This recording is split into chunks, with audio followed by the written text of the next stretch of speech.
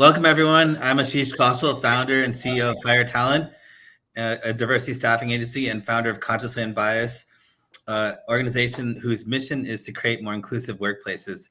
I'm really excited today. We're going to have a conscious conversation. Today, we're hearing from Ukemi Awakason-Jeter, author of Immigrant, How Immigrant Leadership Drives Organizational Success, as well as she's a mayor and council president of the Upper Arlington in Ohio, and a partner in the national law firm. Her book showcases the transformative power of immigrant leadership and shares her story about as a repeat immigrant from Nigeria, having lived and worked in Geneva, Oman, and in the US. By using personal anecdotes, research, and interviews with experts, business leaders, and immigrants, she offers practical tips on how businesses can support their immigrant talent and harness the power of immigrant leadership to drive innovation, growth, and transform the workplace culture. Thanks for being here. Could we start off with you introducing yourself and your book, and why did you decide to write this book? Absolutely. Well, thank you for having me. Everyone, I have this long name, Ukemi Awakason-Jeter, and everyone just calls me Ukemi. I'm going for the Oprah effect. You know, you say Oprah, no one questions who you're talking about. So. But anyway, I immigrated to the United States from Nigeria to attend college. I'm not unique in that aspect. The second largest reason people immigrate is for education. And so I immigrated here for college. I started my career as a mechanical engineer. You know, if I was going to come overseas, my Nigerian parents had a short list of things I could be. And so engineering was one of them. So I started my career actually as an engineer, worked as an engineer for 7 years, and then pivoted to law. So I'm a practicing attorney now. And about 4 years ago, I forayed into public service.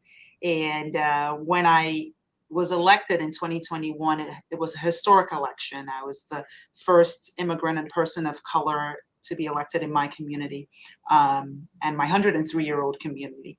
And so that historic election led to the honor of being asked by my alma mater, full circle moment, talk about a full circle moment, to come give the commencement speech in 2022. Oh, wow. And so I returned to my alma mater almost 2 decades later. I know the moisturizer is working. I don't look like it, but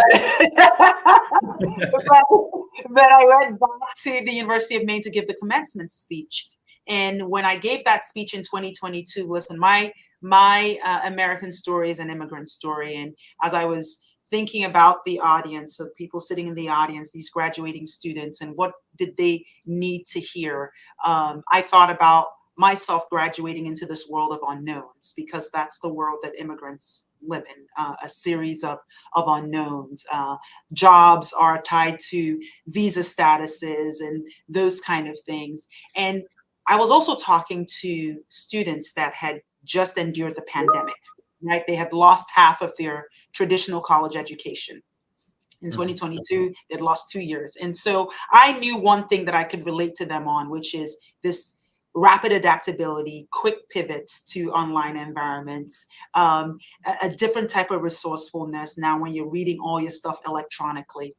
And so I told my immigrant story to them and said, listen, the skills that you've developed from COVID are valuable skills. They have in fact become your superpower, and told them to go off and live life off script. Well, when I got off that commencement stage, quite a few international students came up, and one particular student planted the idea for the book, which is how I wrote Immigrant. And that international student said to me, up until your speech, I had never considered my immigrant experience as leadership skills. I've always kind of thought about it as the immigrant struggle and working so quickly to hide that struggle, to belong. And I thought, my goodness, that's sad, but why do we have that? Because I could relate to that. I remember being that way when I first started working. And how do we change that narrative in the workplace? Why do we care why do we want immigrants to melt into this pot very quickly? Why do we want a monoculture? We are the land of immigrants after all. And so all those ideas percolated and led to the 2-year process that was writing Immigrant, which just came out in June. I love it. And one of the things that resonated with me is you took the COVID example of triage and trauma that we went through and turned that into a power, like a superpower, right? That's my advantage is I know how to handle adversity at this point and how to leverage it. Yeah. Because you forget when you're in the moment of these sort of traumatic experiences that you actually, if you come out of it, you come out stronger and you can leverage those experiences to make your life better.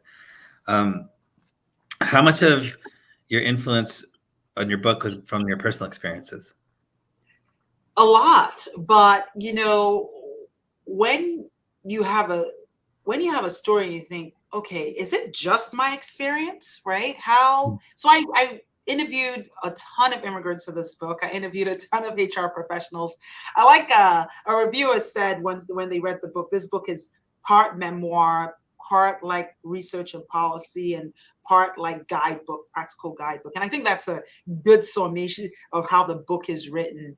Yeah. There are certainly some personal stories because that's my immigrant story, but there's also other immigrant stories to say this is not just a singular lens in which I've written this book. This is, and also I didn't want it to be a stereotype, right?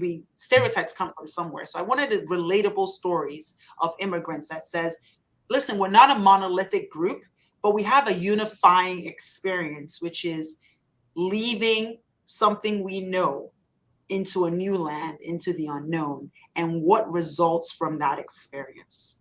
That makes sense. I love that. We know that immigrants are projected to make up 1 in 5 in the US by 2035. Honestly, I think that at this point, there's no real majority in the country. I think everyone's a minority at this point, including the white male. So should business leaders be measuring immigrant workforces by percentages as another trackable dimension on diversity? Because I know right now we don't do that, but why do you think that should be done? And if you do, and then why do you think it's important to do it? Yeah, I think it should be done. Actually, I was shocked when I was writing the book, and every HR professional I interviewed, every single one, no one tracked the immigrant workforce. And this is voluntary information, right? Even our gender and our race and our sexual orientation information that we have right now is all voluntarily gathered. So for me, and this might be going back to my very A-type personality and being an engineer, you can't impact, influence, change anything that you don't measure. Yeah. So as a very fundamental point, that's why. But beyond that, taking beyond that, when you don't measure immigrant status, that is, and by that I just mean place of national origin or place where you were born, right? When you don't track that, you miss intersectionality. And when you miss intersectionality, then you don't develop your employee in the right way. I give an example of this kind of like from a personal experience in the book of how intersectionality can be missed, particularly in my scenario. Well, I'm a Black female, right? But I'm also a Black immigrant female. If you don't track immigrant, you miss that I'm a Black immigrant female. And I wasn't limited by my race. I don't have influences of slavery. I don't have influences of understanding how that impacts what I think my capabilities could be.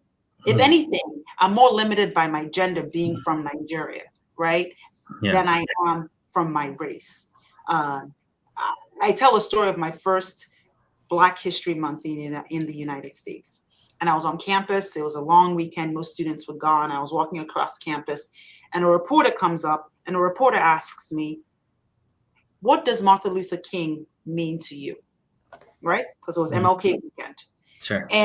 And I was like, okay, I know who the guy is, right?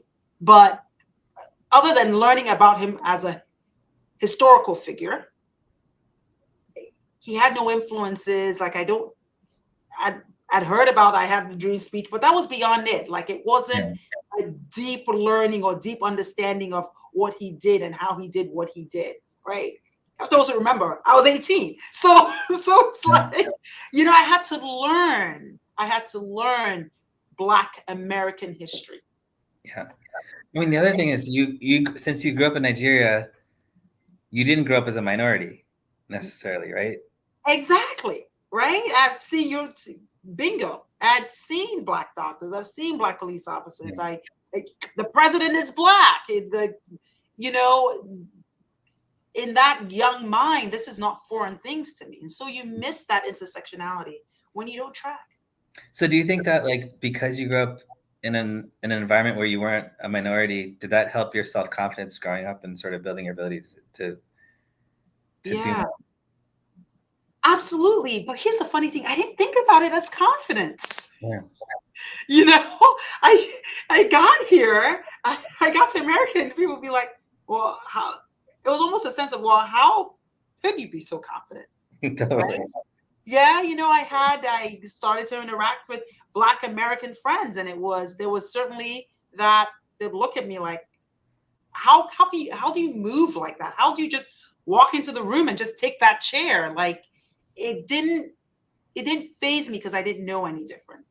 Completely. Yeah. I mean, it makes sense. I mean, I grew up in Connecticut, and so I was like the only brown kid in my school. And so growing up, there was definitely probably a level of one, it taught me how to interact with different people from different cultures. And then I think went to college, there was a bunch of Indians. I ended up building friends with Indians. And so that sort of built my confidence level, I guess, on some level. And then coming into the professional workplace, it allowed me, because I grew up in a different environment, and then I sort of found some roots in another environment. And then I went to the workforce. I had interactions with a lot of different types of people, which allowed me to sort of relate and manage them well and interact with them well because of all the variety of experiences. And so, but I do think that confidence a lot of it comes from feeling like you belong to some group, right? Yeah. Whatever group that is. Absolutely. It was jarring for me when I entered the workforce and I started becoming one of only, one of few, like the only. You know, it's just it felt like an out of body experience because I had lived a majority of my life at that point without feeling that or seeing it. Definitely. So given that, how might being an immigrant shape your leadership qualities? Great question. I mean, and that's all part 3 of the book Immigrant is dedicated to, is understanding immigrant. And first of all, like, titling the book Immigrant was important because if you think about how the word immigrant is spelled, like grant, you know, we always think that immigrants are just a social drain. Right. We always have to grant them something. We grant them their status. We grant them housing, all that. And it's just simply not true. Like, they bring like the rapid adaptability, the resourcefulness, the grit is something that is not bestowed on you. It's something that is developed through experiences.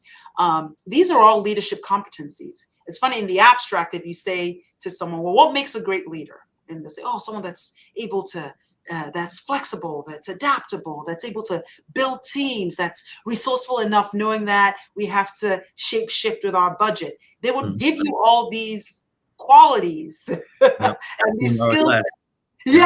That are the same thing that immigrants develop from their experience. And so I believe those things are leadership competencies. And I think the immigrant grit is a different, is grit plus. And so that's why it's immigrant. Absolutely. And like the grant part, because it's funny with diversity, a lot of people talk about it as being a favor and it's being treated that way. And it's not really true, because we wouldn't have Google, we wouldn't have HP, we wouldn't have a lot of companies if we didn't have immigrants coming in and helping us build these things.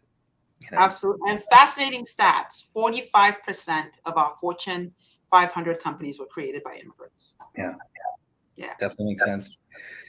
So how might leaders think about upskilling workplace leaders, to be more inclusive of immigrants in an underrepresented group, like ESIs and things like that? And I think part of being able to make a connection with somebody is also understanding some of their background, you know, and appreciating it. Well, I talk in the book about the workplace needs to start developing cultural intelligence. So, you know, we had a phase in the workplace where we talked about EQ, emotional intelligence, and we really worked on those skills of empathy and active listening and all those things that fall into like EQ. Mm-hmm. Now, as we become a global economy, and I'll pause there because sometimes I'll talk to leaders and leaders will tell me, well, Yukemi, I'm only nationally based. My company is just based right here in the US. I don't have any global operations. I'm tapping out. This doesn't relate to me. And I say, your customer base, do you have an e-commerce platform? They're like, yeah. I'm like, you have an e-commerce platform. Chances are you have a global customer base, right? Yeah. Not only that, we know that there's a demographic shift. The demographics are changing. So your customers and your employees are demographically different. True. So these are the reasons why we need to start learning, leaders need to start learning cultural intelligence. And one of the tools I give in the book about on learning cultural intelligence, and there's several ways to do this, but I think a simple, practical one that we can start using in the workplace is what I call curious conversations. And curious conversations is a tool in how we have conversations to uncover parts of people that we don't know. Yeah. I'm sure you've had an experience. I've had similar experiences. It'll be like, oh, where are you from? I'm like, Nigeria. Oh my goodness. Okay. We have so-and-so in the IT department that's from Nigeria. Like there's an automatic, and it's like, okay, it's like, okay, I understand you're trying to build relationships and build connectivity, right? That's what EQ would have had you do, emotional intelligence. Like, oh, let's just try to give them a relationship very quickly. No, you can use the opportunity to actually build your cultural intelligence. Well, tell me more about Nigeria. I'm sorry, I don't know very much about it. What part of Nigeria? That's a curious conversation. Okay. Oh, is this outer? Then that's when you find out from me, I'm from the southeastern part of Nigeria. Or is it all one language? All these things. You now start to build that cultural intelligence. And when you start to build the cultural intelligence, then you can start to pair your employees with things in the workplace that they may be better suited for. Like your sales tactics may have to be different. Listen, salsa outsells ketchup in the United States, and ketchup was created here in the United States, but salsa was brought in from immigrants. It's that way because the customer base is changing. You're going to need a different sales tactics to sell salsa than you are to sell ketchup, right? So this is why you need cultural intelligence, and that I think that's a quick, immediate tool to upskill. And then, of course, you talked about English as a second language because there are biases that are unique to immigrants that I speak about in the book. Two of them. One is the accent bias, and the other is a foreign education bias. I'll talk about the accent bias very quickly because that's where English as a second language comes in. Now, can I ask you something real quick on that? Did you, because your accent really isn't, and it's more American than anything I think. Was that done by design, or was that just because you assimilated and just kind of started picking up the way other people speak? Yeah. So assimilation inevitably happens. I talk about this in the book, right? Your accent comes from who you learn to speak from and for how long. Yeah. I have lived in the United States longer than I've lived anywhere else at this point, right? Sure. This is home. And so over time, assimilation just naturally happens. Your tongue starts to change a little bit. There's still some words that my tongue will never roll that way. I will always say certain words differently, right? But over time, those things are lost. And certainly, is there some of that is forced, what I call forced kind of adaptability or forced melting in the pot? Sure, because you end up in a corporate culture that says a leader has to look and sound this way. And before you know it, you're standing in the mirror, practicing your presentation and saying, well, Joe did it this way, so I'm going to do it that way, right?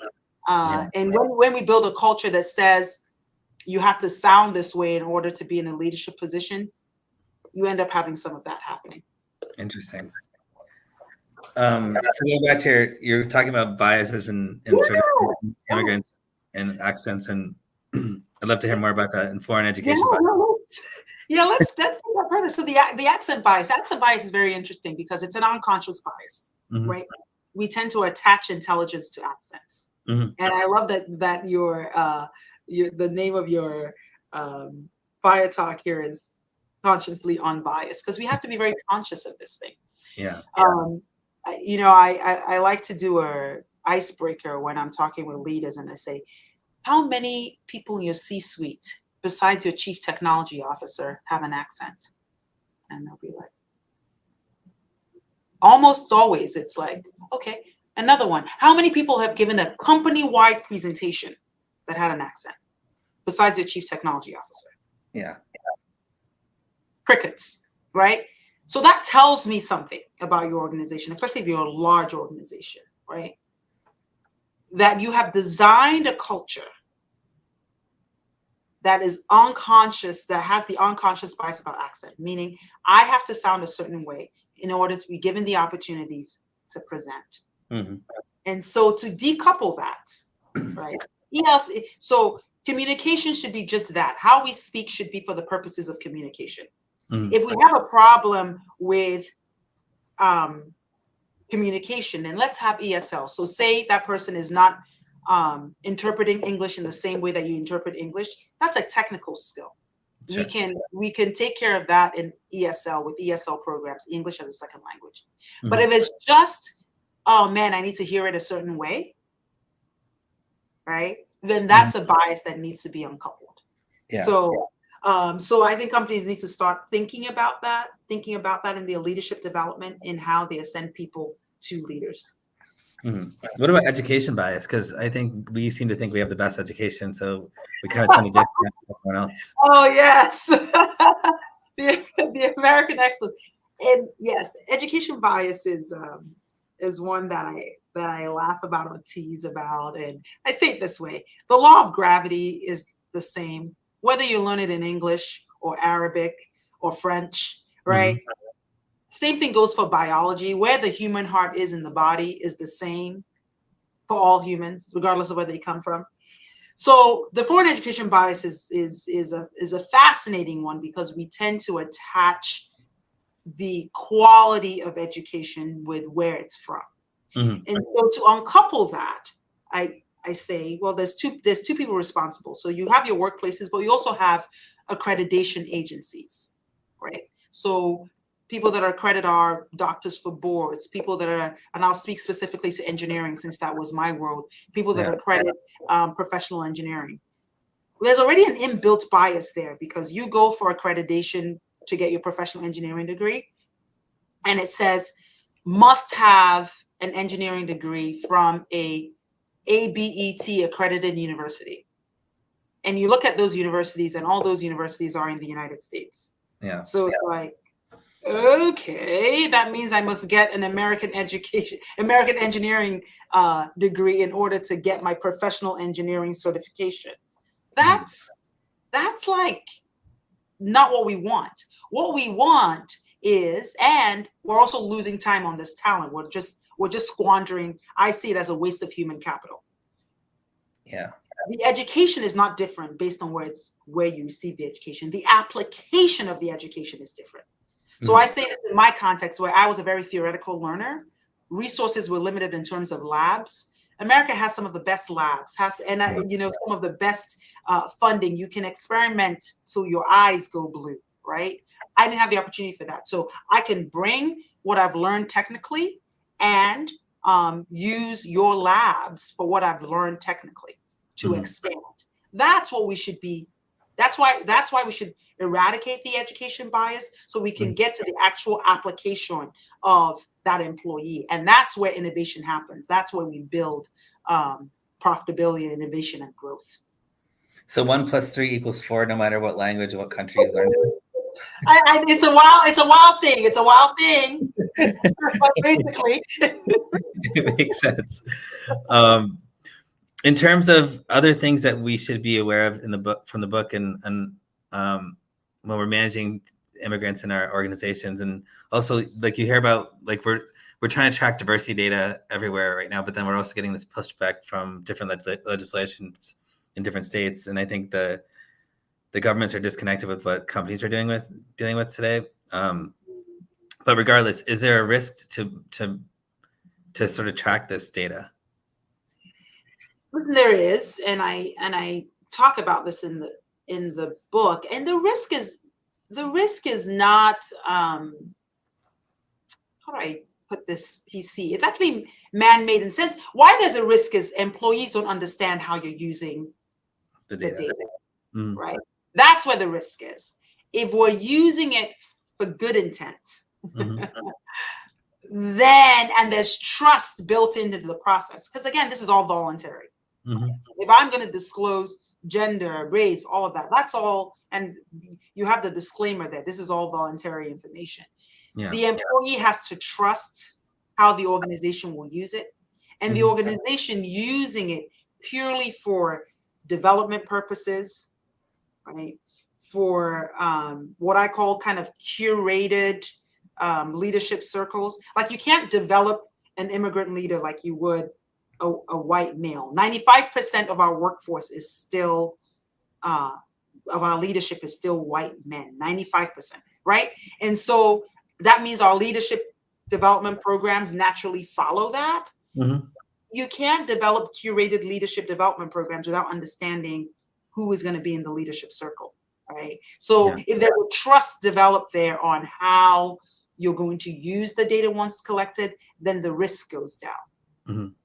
You know, there's this app that I was just thinking about. You brought something else into my mind. So there's this app I used to use right before I do a call with somebody. Like it would pull their social graph across the internet, like including LinkedIn. And it would tell me, here's what you have in common. You guys both went to the same school, or you both seem to like sports, or you both are from this geography.